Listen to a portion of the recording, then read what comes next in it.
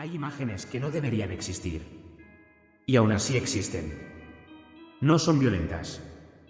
No son grotescas. Son inquietantes porque parecen demasiado humanas. Una mano antigua, endurecida por el tiempo. No un hueso cualquiera, 5 dedos completos, articulados, colocados con intención. Reposan sobre un torso esquelético como si ese cuerpo, hace cientos de miles de años, supiera lo que hacía. No hay caos. No hay accidente. Hay gesto. Los científicos lo llaman una anomalía conductual. Otros, un fenómeno estadístico. Algunos simplemente prefieren no mirarla demasiado. Pero la pregunta permanece. ¿Qué tipo de ser entiende la muerte? Esa imagen me persiguió hasta un texto que había leído muchas veces sin detenerme realmente en él. Un valle. Huesos. Muchos huesos. No recientes. No frescos. Huesos secos, demasiado secos. La visión no habla solo de restauración. Habla de antigüedad, de multitudes olvidadas, de algo que quedó atrás sin nombre. Y entonces surge la pregunta inquietante. ¿Pueden estos huesos volver a vivir? No es una afirmación. Es una posibilidad abierta. No estoy diciendo que ese pasaje prediga hallazgos arqueológicos. Estoy diciendo que las imágenes dialogan. Porque hace poco más de una década, en el sur de África, se encontró algo que no encajaba en ningún esquema previo. Una cueva inaccesible. Pasajes imposibles. Cámaras profundas donde nadie llega por error. Y allí dentro, cientos de restos antiguos colocados deliberadamente. Sin marcas de depredadores. Sin señales de desastre natural. Sin explicación simple. Seres con cerebros pequeños, pero con una conducta que exige memoria, simbolismo y respeto por los muertos. Eso rompe una suposición fundamental. Que la inteligencia ritual pertenece solo a nosotros. Uno de los antropólogos principales lo dijo sin rodeos. O estamos usando mal la palabra humano. O estamos subestimando lo que se necesita para serlo. Porque en toda la historia conocida hay un patrón constante. Los animales abandonan a sus muertos. Eso rompe una suposición fundamental. Que la inteligencia ritual pertenece solo a nosotros. Uno de los antropólogos principales lo dijo sin rodeos. O estamos usando mal la palabra humano. O estamos subestimando lo que se necesita para serlo. Porque en toda la historia conocida hay un patrón constante. Los animales abandonan a sus muertos. Los humanos no. Cuidar al débil durante décadas.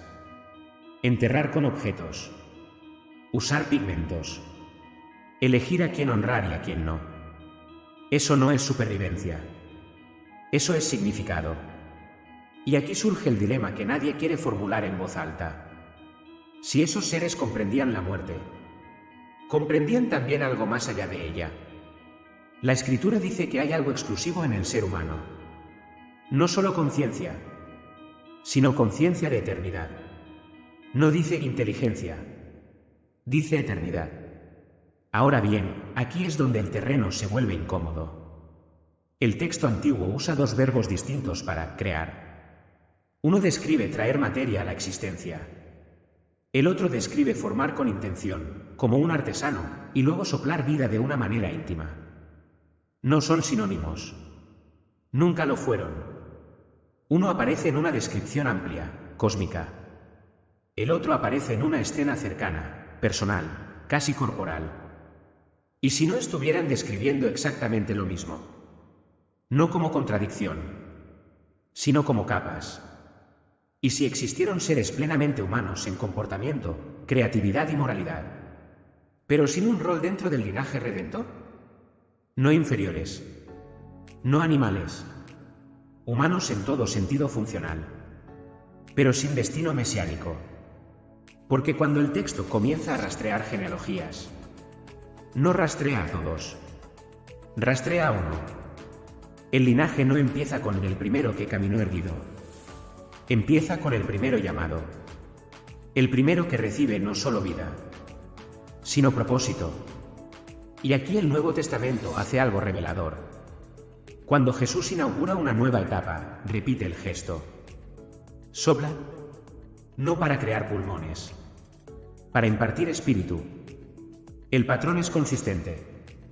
El soplo no marca biología, marca eternidad.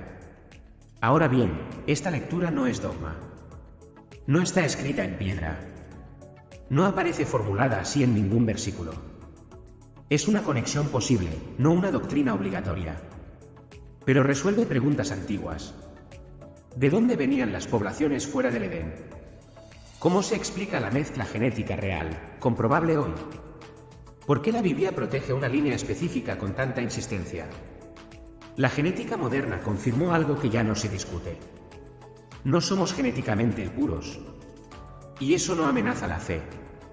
Solo amenaza malas interpretaciones. Porque la imagen de Dios nunca estuvo en el ADN. Nunca. Si lo estuviera, millones quedarían excluidos. Y eso contradice toda la narrativa bíblica. La redención no opera a nivel cromosómico. Opera a nivel espiritual. Cristo no vino a salvar genomas. Vino a salvar personas. Y la resurrección no es una restauración biológica.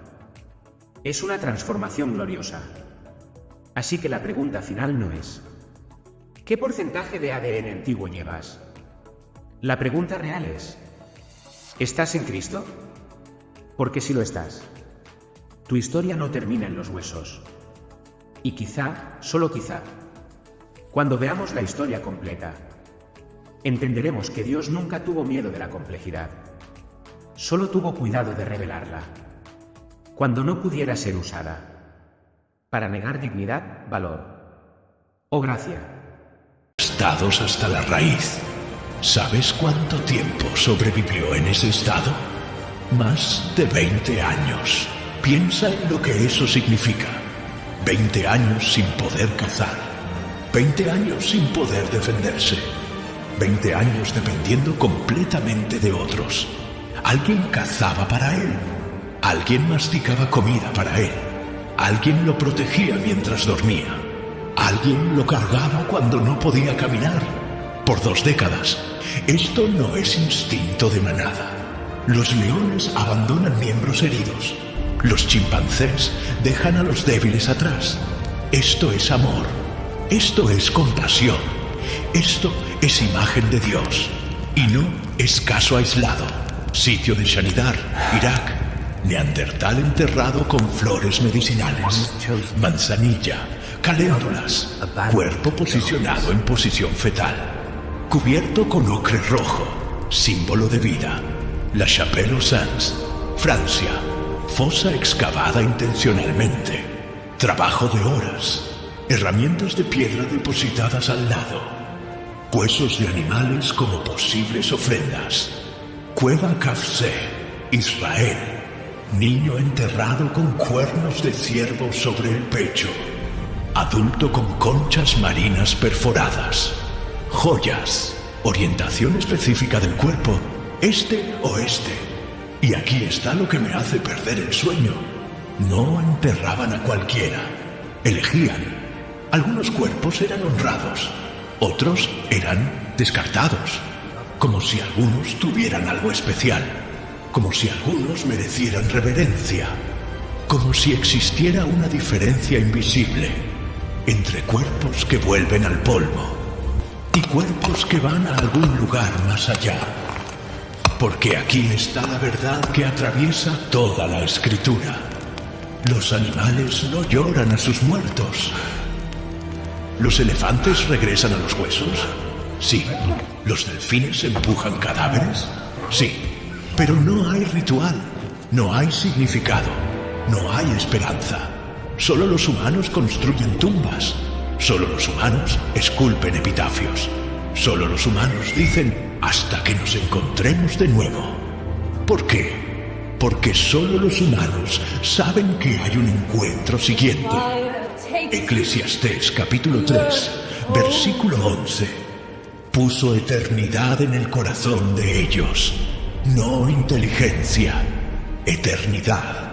No conciencia de sí, conciencia de más allá. Génesis capítulo 3, versículo 19, dice al hombre: polvo eres y al polvo volverás.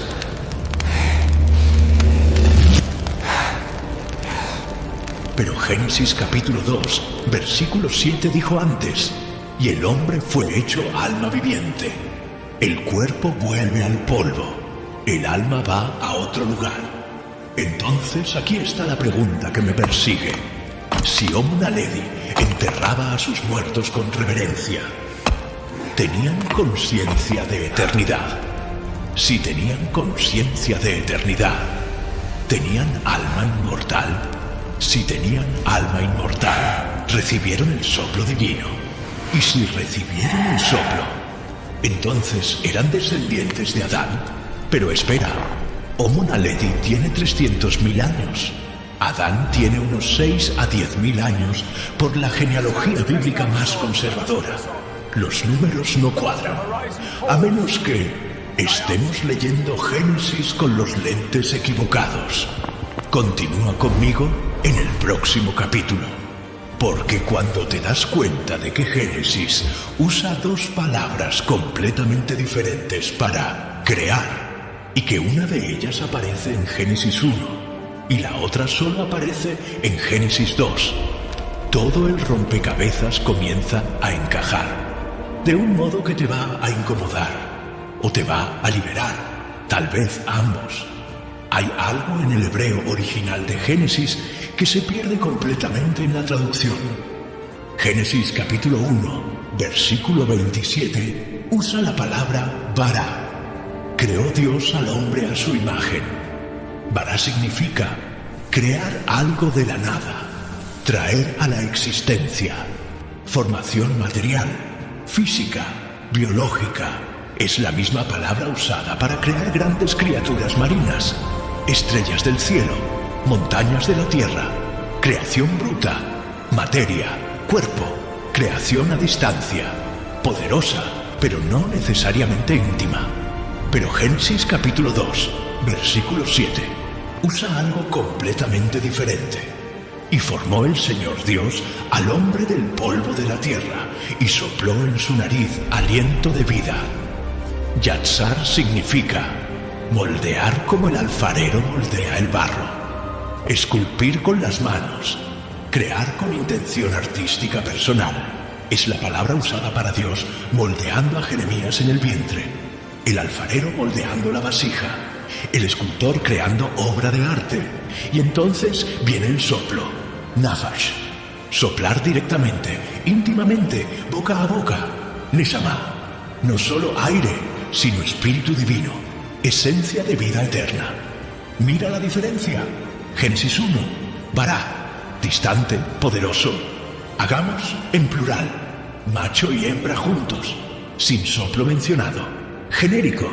Génesis 2, yatzar, cercano, personal. Formó en singular, Adán primero, Eva después. Soplo directo en la nariz, específico. La interpretación tradicional dice, son dos ángulos del mismo evento. Capítulo 1 es panorama. Capítulo 2 es zoom en Adán específicamente. Y puede ser. Yo crecí creyendo eso. Millones de cristianos serios creen eso. Es interpretación válida, respetable, aceptada por siglos. Pero mira el patrón que emerge cuando conectas con los descubrimientos arqueológicos. ¿Y si Génesis 1 describe la creación de humanidades genéricas, incluyendo lo que hoy llamamos Homo naledi, Homo erectus, neandertales, denisovanos, creados a imagen de Dios, por lo tanto plenamente humanos, racionalidad, creatividad, sentido moral, consciencia espiritual, capacidad de adorar, pero sin el soplo eterno específico de Génesis 2? Como seres que glorificaban a Dios por la existencia, pero no tenían destino profético eterno más allá de la vida terrenal. Piensa en los ángeles como paralelo. Sirven a Dios eternamente, tienen conciencia y voluntad, pero no se reproducen, no tienen linaje genealógico, no necesitan redención. ¿Y si las humanidades preadámicas eran así? Servían al propósito de Dios en la tierra, pero no tenían papel en el plan redentor. Vivían, morían, los huesos quedaban muy secos. ¿Y si Génesis 2 describe la creación específica de Adán? No solo formado, sino soplado. Recibe Neshama, espíritu eterno, Nefesh Chaya, alma inmortal, papel profético, ancestro del Mesías, primer humano completo, cuerpo más alma más espíritu eterno, más destino mesiánico, primera persona en el linaje que lleva a Jesús. Y aquí está lo que me hace pensar que no estoy completamente loco. Lucas capítulo 3, genealogía de Jesús, hijo de Enos, hijo de Set, hijo de Adán, hijo de Dios. ¿Por qué se detiene en Adán? ¿Por qué no menciona humanidades preadámicas? Porque el linaje mesiánico comienza en Adán. Él no es necesariamente el primero biológicamente, pero es el primero proféticamente, el primero en la línea de redención. Juan capítulo 20, versículo 22. Jesús, después de la resurrección, y habiendo dicho esto, sopló sobre ellos y les dijo: recibid el Espíritu Santo. Espera un segundo. El mismo gesto de Génesis 2. Jesús no está dando vida biológica a los discípulos. Ellos ya estaban vivos, respirando, caminando. Está dando vida eterna, regeneración espiritual, capacitación para el plan redentor. El soplo es marca de la eternidad profética. Génesis 2 no es solo creación de cuerpo, es creación de destino eterno, es iniciación del linaje mesiánico. Mira, necesito ser completamente honesto contigo. La Biblia no dice esto explícitamente. No hay un versículo que diga: y Dios creó otras humanidades con imagen divina, pero sin soplo eterno antes de Adán. Esto es interpretación, especulación teológica, conexión de puntos. Puede estar completamente equivocado. Pero mira lo que resuelve si estamos en lo correcto. ¿Quiénes eran las personas que Caín temía? Humanidades de Génesis 1. ¿De dónde vino la esposa de Caín? Poblaciones fuera del Edén. ¿Cómo Caín construyó una ciudad con 3 personas vivas en la tierra? Ya existían sociedades establecidas. ¿Por qué Homo naledi enterraba muertos como humano? Tenían imagen de Dios. ¿Por qué no resucitarán? No recibieron el soplo eterno profético. Pero ahora viene la pregunta explosiva. Si esas humanidades existían y descendientes de Adán salieron del Edén, ¿qué pasó cuando se encontraron? Porque la historia no termina con Adán y Eva aislados en el paraíso. Génesis 4 muestra a Caín saliendo del Edén, yendo a la tierra de Nod, y allí encontrando personas, muchas personas, sociedades organizadas. Y aquí es donde la Biblia registra algo que la ciencia acaba de confirmar. Se mezclaron. Continúa en el próximo capítulo, porque la Biblia tiene un nombre específico para lo que pasó: Nefilim. Y la ciencia acaba de probar que pasó de verdad en tu ADN. Ahora, Génesis capítulo 6, versículos 1 a 4. Posiblemente el texto más debatido de toda la Escritura. Aconteció que, cuando los hombres comenzaron a multiplicarse sobre la tierra y les nacieron hijas, vieron los hijos de Dios que las hijas de los hombres eran hermosas, y tomaron para sí mujeres de todas las que escogieron. Había nefilim en la tierra en aquellos días, y también después, cuando los hijos de Dios poseyeron a las hijas de los hombres y de ellas engendraron hijos. 3 expresiones que nadie puede ponerse de acuerdo: hijos de Dios, hijas de los hombres, nefilim. Y la frase que rompe toda interpretación: y también después. ¿Después de qué? Después del diluvio. Pero si el diluvio mató a todos, excepto Noé y su familia, ¿cómo existían nefilim después? Mira, existen 3 interpretaciones clásicas. Interpretación 1. Ángeles caídos por mujeres humanas. Defendida por el libro de Enoch, algunos padres de la iglesia primitiva, muchos estudiosos evangélicos modernos. La evidencia textual. Hijos de Dios es término usado para ángeles en Job. Explica la sobrenaturalidad de los Nefilim. Problema devastador. Mateo capítulo 22, versículo 30. Jesús enseña sobre ángeles. Porque en la resurrección ni se casan ni se dan en casamiento, sino que serán como los ángeles de Dios en el cielo. Si los ángeles no tienen capacidad reproductiva, ¿cómo cruzaron con humanas? Algunos responden, eran ángeles caídos que asumieron forma física. Posible, pero especulativo. Interpretación 2. Descendientes de Set por descendientes de Caín. Defendida por Agustín, Juan Calvino, mayoría de los teólogos reformados. La lógica: hijos de Dios es linaje piadoso de Set. Hijas de los hombres es linaje corrupto de Caín. Nefilim es resultado de matrimonio mixto entre piadosos e impíos. Problema devastador. ¿Por qué usar términos tan radicalmente diferentes? Si ambos son descendientes de Adán, si ambos son humanos, ¿por qué uno es hijos de Dios y otro es hijas de los hombres? ¿Y por qué matrimonio entre linajes generaría Nefilim, palabra que significa caídos o gigantes? Los matrimonios mixtos pasan todo el tiempo. ¿Por qué este sería tan problemático hasta el punto de provocar diluvio global? Interpretación 3. La alternativa especulativa. ¿Y si hijos de Dios son descendientes de Adán, que recibieron el soplo divino, que tenían alma eterna, que estaban en el linaje mesiánico? ¿Y si hijas de los hombres son humanidades de Génesis 1? Creadas a imagen de Dios, por lo tanto humanas, pero sin el soplo eterno específico. Posiblemente Homo naledi, neandertales, denisovanos. El cruce generó Nefilim. ¿Por qué sería problemático? No por impureza racial. Dios condena absolutamente el racismo. No por genética inferior.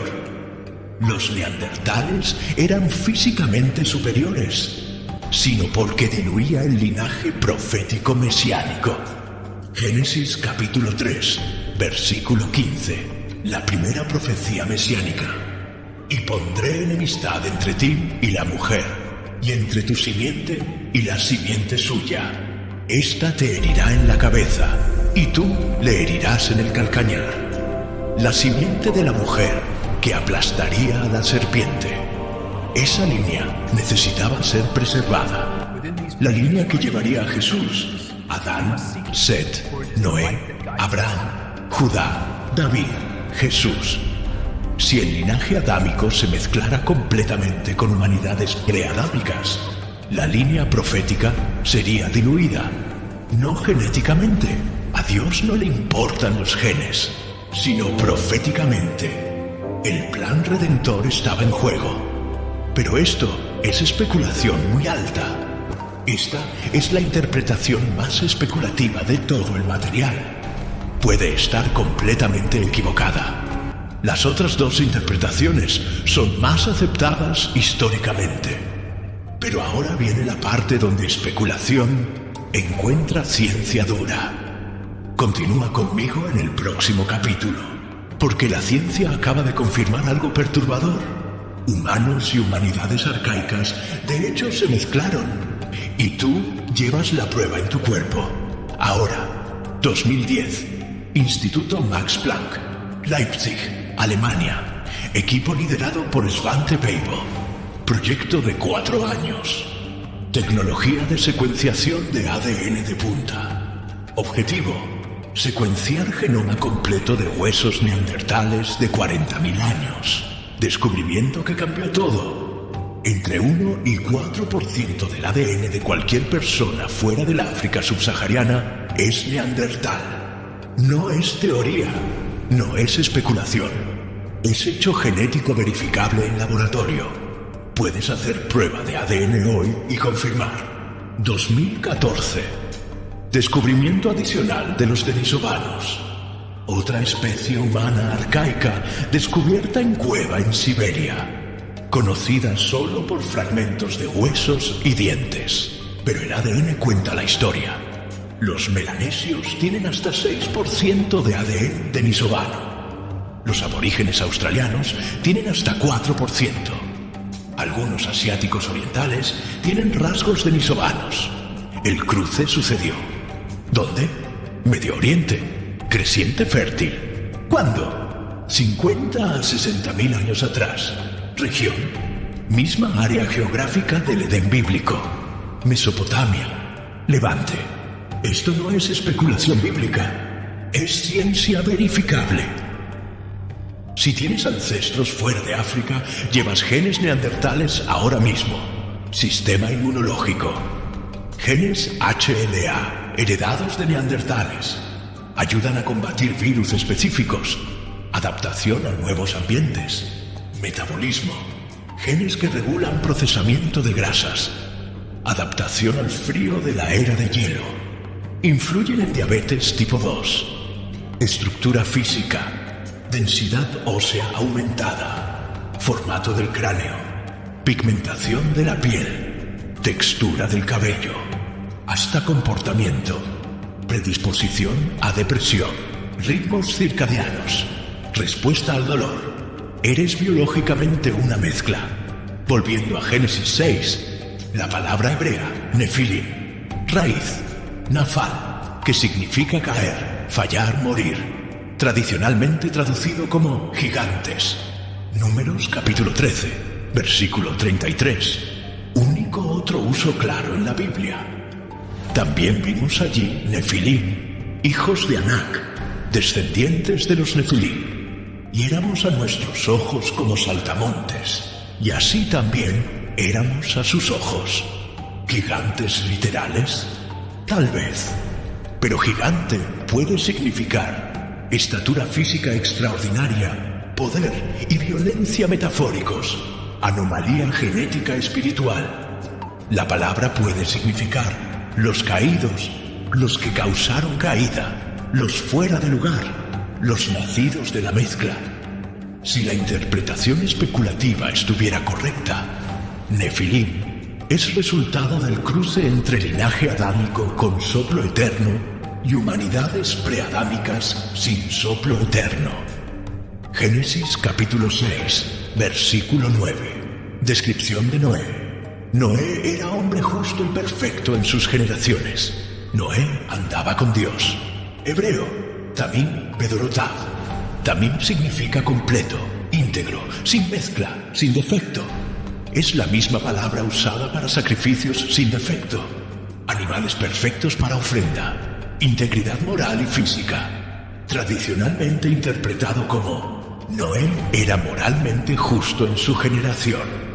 Válido, respetable, pero perfecto en sus generaciones. En plural puede también significar puro en sus linajes genealógicos. No perfección moral. Noé se emborrachó después del diluvio, sino pureza genealógica de la línea adámica mesiánica. El diluvio no fue genocidio global indiscriminado. Fue preservación del linaje que llevaría a Jesús. Pero entonces, ¿por qué Números menciona nefilim después del diluvio? 3 posibilidades especulativas. Las esposas de los hijos de Noé llevaban ADN mixto, o el diluvio fue regional, no global en el sentido geológico. O nefilim se volvió término genérico para gigantes. Honestidad brutal. No sabemos con certeza absoluta. Es misterio bíblico no completamente resuelto. Y está bien no saber todo. Deuteronomio capítulo 29, versículo 29. Las cosas secretas pertenecen al Señor nuestro Dios. Pero ahora viene la pregunta que te quita el sueño por la noche. Si tienes 1 a 4% de ADN neandertal, tu alma es pura. ¿Jesús murió por ti específicamente? ¿Vas a resucitar completo o por la mitad? ¿Dios te ama menos por esto? Continúa en el próximo capítulo, porque la respuesta te va a liberar completamente. Si tienes ancestros fuera de África, llevas ADN neandertal. Es hecho científico. Entonces aquí están las 5 preguntas que te persiguen ahora. Esto me hace menos imagen de Dios. Mi alma es impura por llevar ADN antiguo. Jesús murió por mí específicamente. ¿Voy a resucitar completo o por la mitad? ¿Mi iglesia me va a rechazar por aceptar esto? Vamos a responder una por una, con teología sólida, sin rodeos. Pregunta 1. ¿Esto me hace menos imagen de Dios? Respuesta: absolutamente no. La imagen de Dios no está en el ADN. Nunca estuvo. Nunca estará. Génesis capítulo 1, versículo 27. Creó Dios al hombre a su imagen. A imagen de Dios lo creó. ¿Cuál es la imagen de Dios? No es 2 brazos y 2 piernas. No es cerebro de 1400 centímetros cúbicos. No es genoma de 23 pares de cromosomas. No es ausencia de ADN arcaico. No es pureza genética. Es racionalidad, creatividad, moralidad, relacionalidad, espiritualidad, dominio. ¿Tienes todo esto? Entonces eres imagen de Dios.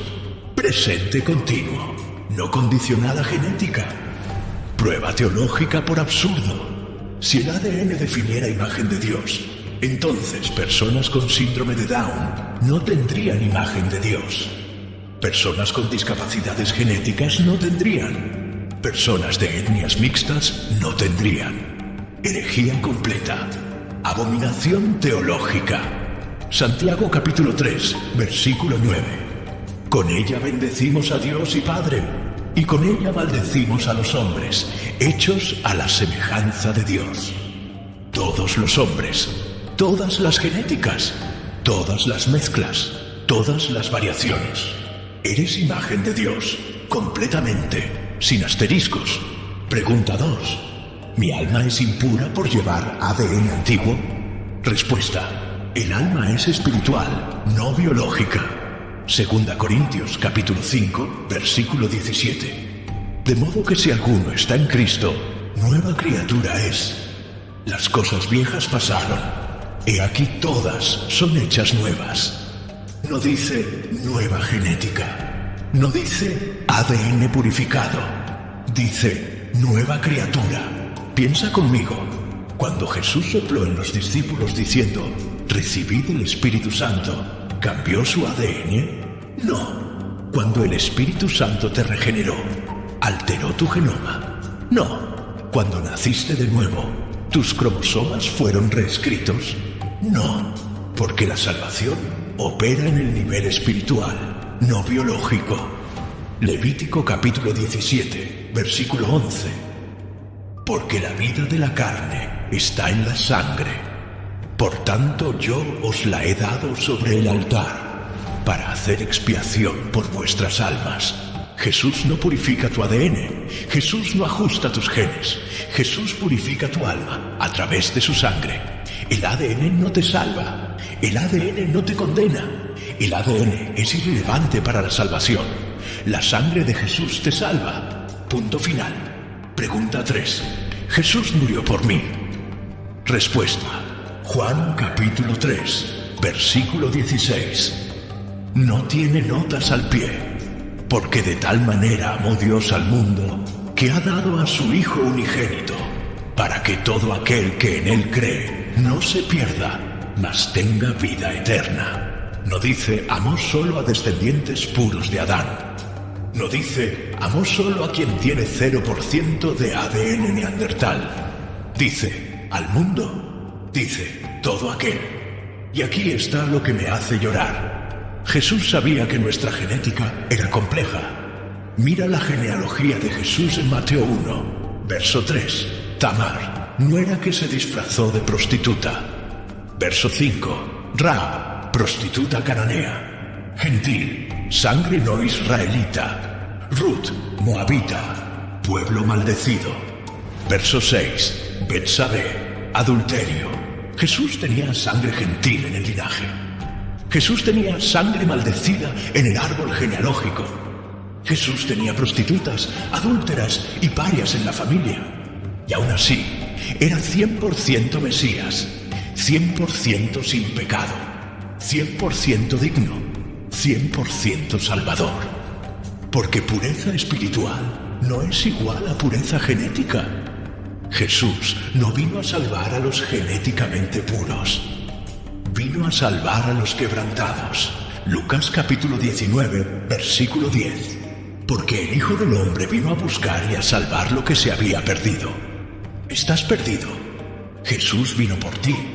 ¿Estás quebrantado? Jesús vino por ti. ¿Tienes ADN confuso, historia complicada, linaje mezclado? Jesús vino por ti.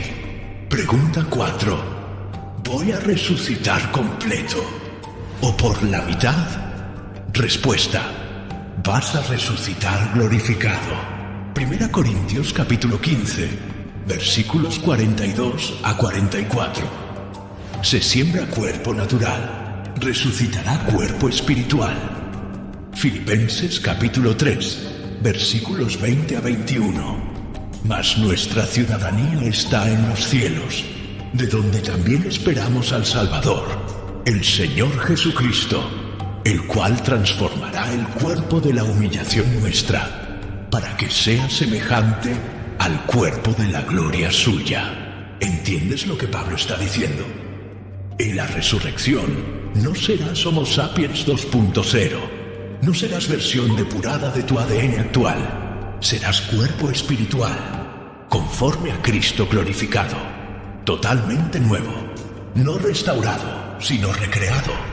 El ADN no importa en la resurrección, la genética no importa en la eternidad, la mezcla neandertal no importa en el cielo. Serás completamente transformado, 100% glorificado, 100% semejante a Cristo. 100% perfecto. Pregunta 5. ¿Mi iglesia me va a rechazar por aceptar esto? Respuesta honesta. Tal vez. Y necesito prepararte para eso. La verdad bíblica no es interpretación única. La historia de la iglesia prueba esto repetidamente. Galileo defendió el heliocentrismo. La iglesia condenó como herejía formal. Hoy todos aceptan. William Wilberforce fue abolicionista cristiano. La iglesia anglicana usaba la Biblia para defender esclavitud. Hoy reconocemos el error grotesco. Sabiduría práctica bíblica. Estudia por ti mismo. Ora por discernimiento. No fuerces a nadie. Mantén el enfoque en Jesús. ¿Y si tu iglesia te rechaza? Recuerda, rechazo de la iglesia no es igual a rechazo de Dios. Conocí a un hombre llamado David, genetista cristiano, biólogo molecular. Hizo prueba de ADN ancestral. Descubrió 3,2% neandertal. Entró en crisis existencial profunda. Soy humano completo. Mi alma es pura. Dios me ama menos. Pasó meses angustiado. Perdió sueño. Perdió paz. Hasta que leyó 2 Corintios 5:17 con ojos nuevos. Si alguno está en Cristo, nueva criatura es. Y entendió, no nueva genética, nueva criatura. Hoy dice, mi ADN me conecta al pasado misterioso de Dios. Mi alma me conecta al futuro eterno con Cristo. Y eso me da paz profunda. Ahora viene la última pregunta. ¿Por qué Dios escondió todo esto en la Biblia? Si esta interpretación tiene sentido, si resuelve misterios textuales, si armoniza fe y ciencia, ¿por qué Génesis no habla explícitamente sobre humanidades preadámicas? Continúa en el capítulo final, porque las 3 razones te van a sorprender, y la tercera va a cambiar cómo lees la Biblia entera. Razón 1. Enfoque en lo que salva la Biblia. No es manual de antropología. No es tratado de paleontología. No es enciclopedia de historia natural, es mapa hasta Jesús. Piensa en la estructura de Génesis, capítulos 1 a 11, historia universal, creación, caída, diluvio, Babel, capítulos 12 a 50, historia particular, Abraham, Isaac, Jacob, José. ¿Por qué este cambio drástico de alcance? Porque a partir de Génesis 12, Dios está rastreando una línea. Abraham, Isaac, Jacob, Judá, David, Jesús. Toda genealogía bíblica apunta a un nombre. Lucas capítulo 3 rastrea a Jesús hasta Adán, hijo de Dios. Mateo capítulo 1 rastrea a Jesús hasta Abraham. ¿Por qué? Porque el propósito de las Escrituras es revelar el camino de la salvación. Si Génesis se detuviera a explicar detalladamente, y existían también Homo naledi, con cerebro de 465 centímetros cúbicos distribuidos en Sudáfrica, y Homo erectus esparcidos por Asia, y neandertales establecidos en Europa, desviaría completamente el enfoque. La Biblia no quiere que te conviertas en especialista en paleoantropología. Quiere que conozcas al Salvador. Juan capítulo 5, versículo 39. Jesús reprende a los fariseos. Escudriñáis las Escrituras, porque a vosotros os parece que en ellas tenéis la vida eterna, y ellas son las que dan testimonio de mí. ¿Cuál es el propósito de las Escrituras? Testificar de Jesús, no explicar todo sobre el universo, no responder toda curiosidad científica, no satisfacer toda pregunta histórica, revelar el camino de la redención. 2 Timoteo capítulo 3, versículos 15 y 16. Y que desde la niñez has sabido las sagradas Escrituras, las cuales te pueden hacer sabio para la salvación por la fe que es en Cristo Jesús. Toda la Escritura es inspirada por Dios y útil para enseñar, para redarguir, para corregir, para instruir en justicia. ¿Para qué es provechosa la Escritura? Enseñar, redarguir, corregir, instruir en justicia. No dice, para explicar toda la historia natural y biológica del planeta. Por eso Génesis rastrea a Adán específicamente. No porque otras humanidades no existieran, sino porque Adán inicia la línea mesiánica. Él es el primero del plan redentor. Las otras creaciones, si existieron, cumplieron su propósito. Glorificaron a Dios por la existencia. Exploraron y poblaron la tierra. Demostraron creatividad y compasión. Reflejaron imagen divina. Pero no hacían parte de la línea de redención que lleva a Cristo. Génesis cuenta la historia de la salvación, no la historia completa de la creación. Razón 2. Protección contra idolatría y racismo. Esta razón me hace temblar, porque veo exactamente por qué Dios no reveló explícitamente.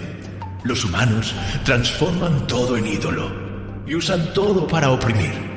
Si Génesis dijera explícitamente, y Dios creó humanidades de diferentes tipos antes de Adán, cada una con características únicas y propósitos distintos, ¿qué haría la humanidad pecaminosa? Siglo XVII a XIX. Poligenismo herético. Isaac Lapeyre publica Prae Adamitae en 1655. Teoría de preadámicos.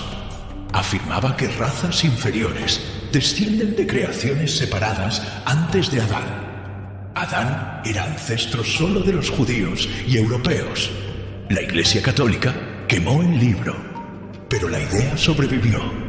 Samuel George Morton, en 1839, padre de la antropología científica, midió cráneos de diferentes etnias. Concluyó erróneamente que capacidad craneal determinaba inteligencia. Ranqueó razas jerárquicamente, usado para justificar esclavitud. 1860. Durante esclavitud americana, Samuel Cartwright médico cristiano del sur de Deutschland, publica artículo científico. Trapetomania, supuesta enfermedad mental que hacía a los esclavos negros querer huir. Afirmaba que negros descienden de creación separada, inferior, sin alma plena. Usaba Génesis como base teológica. Resultado: justificación teológica de la esclavitud. Millones sufren. Hasta hoy, cicatrices raciales permanecen en la iglesia americana. Por eso Dios nos reveló explícitamente. Siglo XX. Horrores amplificados. Nazismo, 1933 a 1945. Doctrina de la pureza aria. Judíos, eslavos, africanos vistos como subhumanos. 6 millones de judíos asesinados. Apartheid en Sudáfrica, 1948 a 1994. Iglesia Reformada Holandesa usó la Biblia para defender segregación racial. Citaban maldición de Cam aplicada a negros. Opresión santificada por décadas. Gálatas capítulo 3, versículo 28. No hay judío ni griego, no hay esclavo ni libre, no hay varón ni mujer, porque todos vosotros sois uno en Cristo Jesús. Hechos capítulo 17, versículo 26. Y de una sangre ha hecho todo el linaje de los hombres, para que habiten sobre toda la faz de la tierra. Dios enfatiza unidad radical, no diversidad biológica, porque conoce nuestro corazón pecaminoso, porque sabe que usaríamos diferencias para oprimir. Además, idolatría de ancestros. Si Génesis revelara claramente, neandertales eran humanidades creadas directamente por Dios, con propósitos específicos, portadores de imagen divina. Habría cultos a los primeros humanos, adoración de huesos fosilizados como reliquias sagradas, peregrinaciones a cuevas como lugares santos, veneración de humanidades primordiales, divisiones sectarias basadas en ancestralidad genética. Exactamente lo que pasó con reliquias medievales, supuestos fragmentos de la cruz verdadera, toneladas vendidas, múltiples cráneos de Juan el Bautista esparcidos por Europa, sangre de Cristo en ampollas, hasta prepucio sagrado, 17 iglesias afirmaban tener. Dios protegió la revelación para proteger nuestro enfoque en lo que realmente importa: adorar solo a Él, amar a todos igualmente, buscar a Cristo, no curiosidades, porque conoce nuestro corazón y nos ama demasiado para darnos información que usaríamos para destruirnos unos a otros. Razón 3. Revelación progresiva. Dios revela verdades cuando estamos listos para recibirlas. Deuteronomio capítulo 29, versículo 29. Las cosas secretas pertenecen al Señor nuestro Dios, mas las reveladas nos pertenecen a nosotros y a nuestros hijos para siempre. Hay cosas que Dios elige no revelar, por ahora, hasta el tiempo correcto. Mira el patrón bíblico de revelación progresiva. Trinidad, Antiguo Testamento, señales sutiles. Génesis 1:26. Hagamos al hombre, en plural. Isaías 48:16. El Señor y su Espíritu me enviaron. Apariciones del ángel del Señor. Nuevo Testamento. Revelación plena. Mateo 28:19. En el nombre del Padre, y del Hijo, y del Espíritu Santo. Jesús enseña sobre Trinidad extensivamente en Juan 14:16. ¿Por qué? Israel necesitaba aprender monoteísmo primero, contra politeísmo cananeo. Revelación plena de la Trinidad vendría después. Salvación de los gentiles. Antiguo Testamento. Israel es pueblo escogido. Promesas a Abraham específicas. Ley dada a Israel, gentiles vistos como de afuera. Nuevo Testamento, también tengo otras ovejas. Juan 10:16, Jesús incluye gentiles. Hechos 10, visión de Pedro sobre gentiles. Efesios 2:14, Cristo derribó pared de separación. ¿Por qué? Necesitaba establecer alianza con Israel primero, después expandir a toda la humanidad. Creación y ciencia. Era precientífica. Génesis como narrativa teológica. Enfoque. ¿Quién creó? Dios. ¿Por qué creó? Gloria. Relación. Lenguaje fenomenológico. Observable. Era científica. Herramientas para investigar. ¿Cómo? Datación radiométrica. Secuenciación de ADN. Paleontología avanzada. Arqueología genómica. ¿Por qué? La humanidad necesitaba madurar intelectualmente, desarrollar herramientas para explorar creación. Tal vez Dios estaba esperando que desarrolláramos esas herramientas para que pudiéramos integrar revelación especial, Biblia, y revelación general, naturaleza, sin conflicto, sin contradicción, en armonía. O tal vez todavía no estamos listos. 1 Corintios capítulo 13, versículo 12. Porque ahora vemos por espejo, oscuramente, mas entonces veremos cara a cara. Ahora conozco en parte, pero entonces conoceré como fui conocido. Tal vez en el cielo, cuando veamos cara a cara, Dios contará toda la historia y diremos: ah, ahora tiene sentido. Humildad esencial.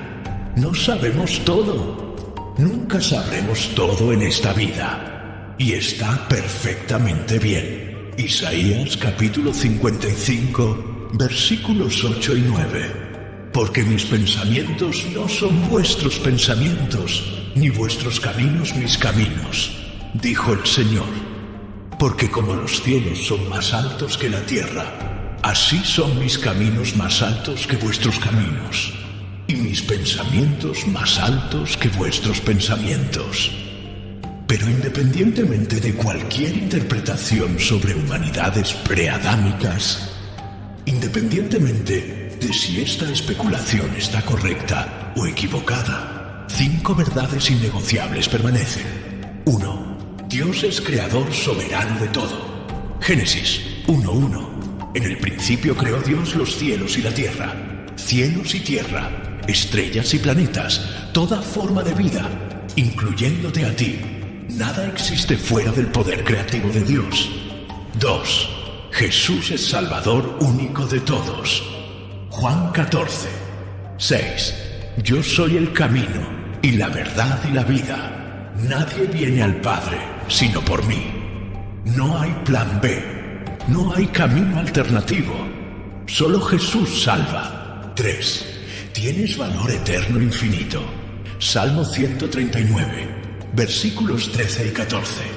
Porque tú formaste mis entrañas, me hiciste en el vientre de mi madre. Te alabaré, porque formidables, maravillosas son tus obras. Tu valor no está en genética, está en ser escogido por Dios. 4. Resucitarás glorificado en Cristo. 1 Corintios 15, 51 y 52. He aquí, os digo un misterio. No todos dormiremos, pero todos seremos transformados en un momento, en un abrir y cerrar de ojos, a la final trompeta. 5. La Biblia es palabra inspirada y autoritativa. 2 Timoteo 3:16. Toda la Escritura es inspirada por Dios. Inspirada, soplada por Dios. Inerrante, verdadera en todo lo que afirma. Autoritativa, gobierna fe y práctica. Suficiente, contiene todo necesario para salvación. Esta interpretación sobre humanidades preadámicas puede añadir un puente entre fe y ciencia. Puede resolver algunos misterios textuales de Génesis. Puede abrir diálogo productivo con escépticos honestos. Puede consolar a cristianos en crisis intelectual. Pero nunca, jamás anula verdades centrales. Jesús continúa siendo Señor. Tú continúas siendo salvo. La Biblia continúa siendo verdad. Dios continúa siendo fiel. Esto no cambia, nunca cambiará.